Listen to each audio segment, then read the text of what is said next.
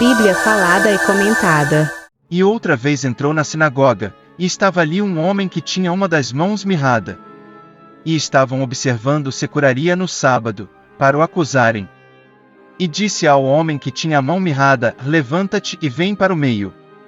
E perguntou-lhes: é lícito no sábado fazer bem, ou fazer mal? Salvar a vida, ou matar? E eles calaram-se. E, olhando para eles em redor com indignação, condoendo-se da dureza do seu coração, disse ao homem: estende a tua mão. E ele a estendeu, e foi-lhe restituída a sua mão, sã como a outra. E, tendo saído os fariseus, tomaram logo conselho com os herodianos contra ele, procurando ver como matariam. E retirou-se Jesus com os seus discípulos para o mar, e seguia uma grande multidão da Galiléia e da Judéia, e de Jerusalém, e da Idumeia, e de além do Jordão, e de perto de Tiro e de Sidom, uma grande multidão que, ouvindo quão grandes coisas fazia, vinha ter com ele. E ele disse aos seus discípulos que lhe tivessem sempre pronto um barquinho junto dele, por causa da multidão, para que o não oprimisse. Porque tinha curado a muitos, de tal maneira que todos quantos tinham algum mal se arrojavam sobre ele, para lhe tocarem. E os espíritos imundos vendo, prostravam-se diante dele, e clamavam, dizendo: tu és o Filho de Deus. E ele os ameaçava muito, para que não o manifestassem. E subiu ao monte, e chamou para si os que ele quis, e vieram a ele. E nomeou 12 para que estivessem com ele e os mandasse a pregar. E para que tivessem o poder de curar as enfermidades e expulsar os demônios. A Simão, a quem pôs o nome de Pedro. E a Tiago, filho de Zebedeu, e a João, irmão de Tiago, aos quais pôs o nome de Boanerges, que significa filhos do trovão.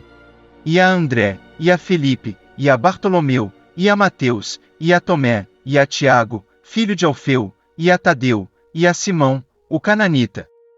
E a Judas Iscariotes, o que o entregou. E foram para uma casa. E afluiu outra vez a multidão, de tal maneira que nem sequer podiam comer pão. E, quando os seus ouviram isto, saíram para o prender, porque diziam: está fora de si. E os escribas, que tinham descido de Jerusalém, diziam: tem Beelzebu, e pelo príncipe dos demônios expulsa os demônios. E, chamando-os a si, disse-lhes por parábolas: como pode Satanás expulsar Satanás? E, se um reino se dividir contra si mesmo, tal reino não pode subsistir. E, se uma casa se dividir contra si mesma, tal casa não pode subsistir. E, se Satanás se levantar contra si mesmo, e for dividido, não pode subsistir, antes tem fim. Ninguém pode roubar os bens do valente, entrando-lhe em sua casa, se primeiro não maniatar o valente, e então roubará a sua casa. Na verdade vos digo que todos os pecados serão perdoados aos filhos dos homens, e toda sorte de blasfêmias, com que blasfemarem. Qualquer, porém, que blasfemar contra o Espírito Santo, nunca obterá perdão, mas será réu do eterno juízo. Porque diziam: tem espírito imundo. Chegaram, então, seus irmãos e sua mãe, e, estando fora, mandaram-no chamar. E a multidão estava sentada ao redor dele, e disseram-lhe: eis que tua mãe e teus irmãos te procuram, e estão lá fora. E ele lhes respondeu, dizendo: quem é minha mãe e meus irmãos? E, olhando em redor para os que estavam assentados junto dele, disse: eis aqui minha mãe e meus irmãos. Porquanto, qualquer que fizer a vontade de Deus, esse é meu irmão, e minha irmã, e minha mãe. Comentários de Marcos capítulo 3. Já os líderes judeus se declararam contra Jesus. Estão ciumentos de sua popularidade, seus milagres e sua autoridade ao falar. Valoram tanto sua posição na comunidade e suas oportunidades de ganho pessoal que perderam de vista a meta de todo líder religioso por conduzir a gente a Deus. Se alguém devia ter reconhecido ao Messias, eram eles, mas não quiseram fazê-lo porque não estavam dispostos a perder suas apreciadas posições nem seu poder. Quando Jesus pôs ao descoberto suas verdadeiras atitudes, automaticamente se transformaram em inimigos do Messias e começaram a procurar a forma de que a gente também se voltasse contra a sua para deter sua crescente popularidade.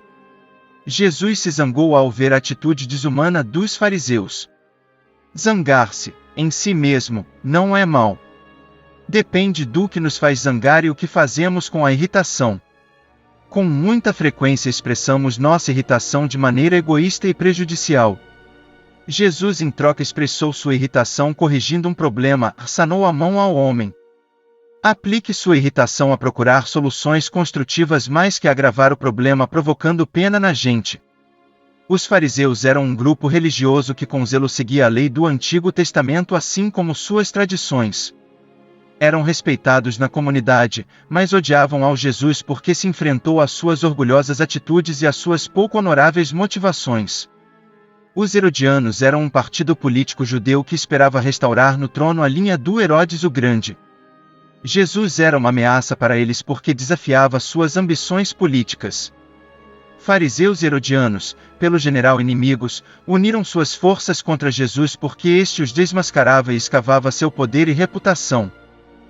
Jesus realizou uma boa obra, mas os fariseus o acusaram de quebrantar a lei que proibia brindar atenção médica o dia de repouso, salvo em casos de vida ou morte. Ironicamente, como fariseus acusavam ao Jesus de quebrantar o dia de repouso ao sanar alguém, planejavam um assassinato. Embora Jesus era branco do fogo dos líderes religiosos, seguia ganhando popularidade entre o povo.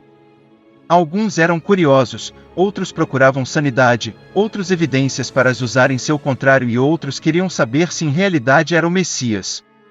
A maioria não entendia a verdadeira dimensão do que ocorria entre eles. Hoje em dia, a gente segue ao Senhor por idêntica variedade de razões. Qual é a razão primitiva pela que você segue ao Jesus?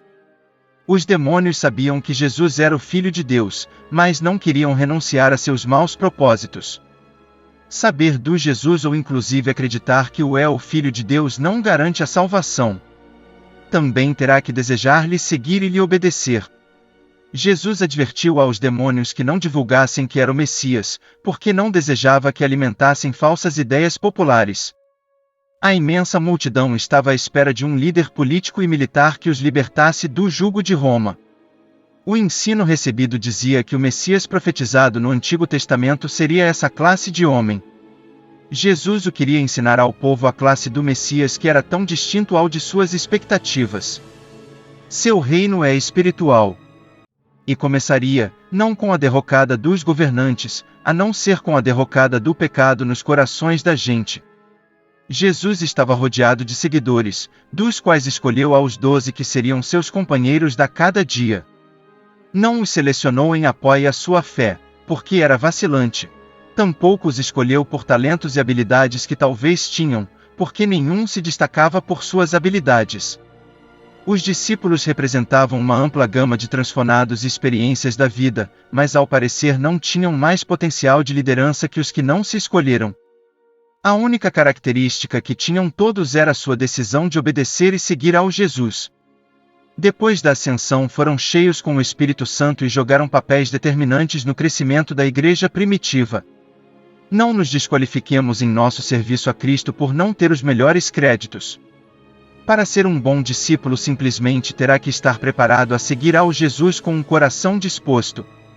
Por que Jesus escolheu 12 homens? O número 12 corresponde às 12 tribos do Israel, com o qual se mostra a continuidade entre o antigo sistema religioso e o novo apoiado na mensagem do Jesus. Muitos seguiam ao Jesus, mas os 12 receberam a preparação mais intensa.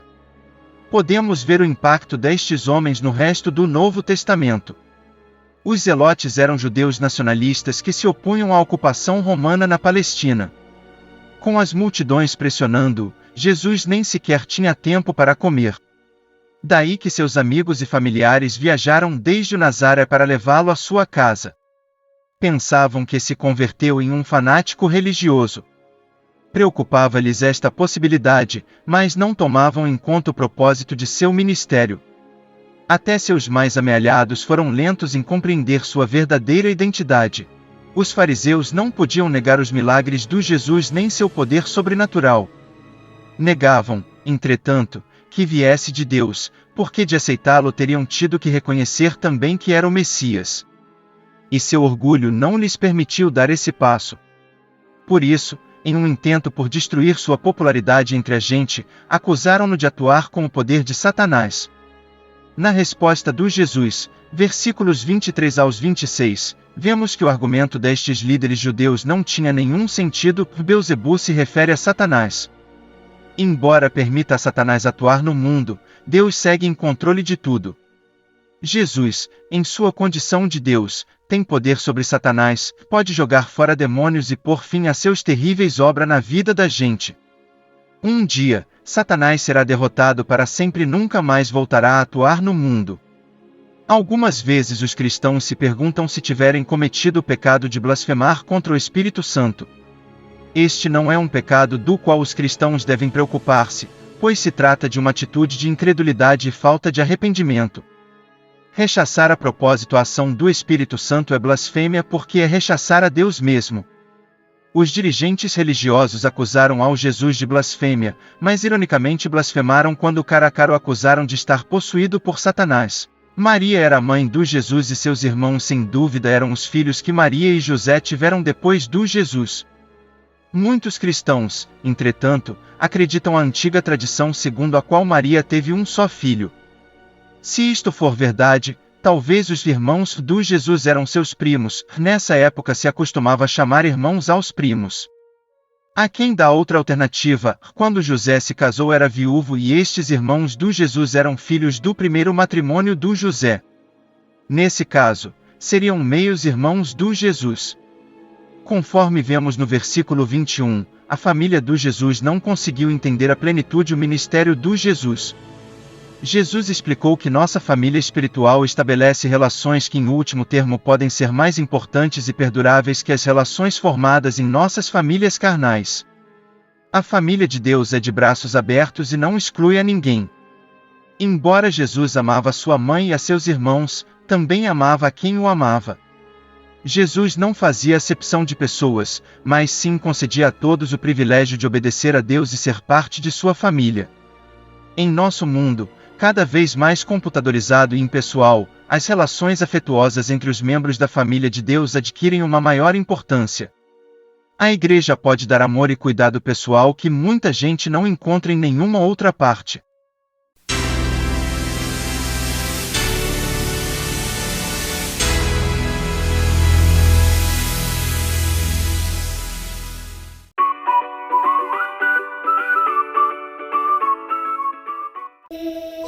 A Bíblia falada e comentada.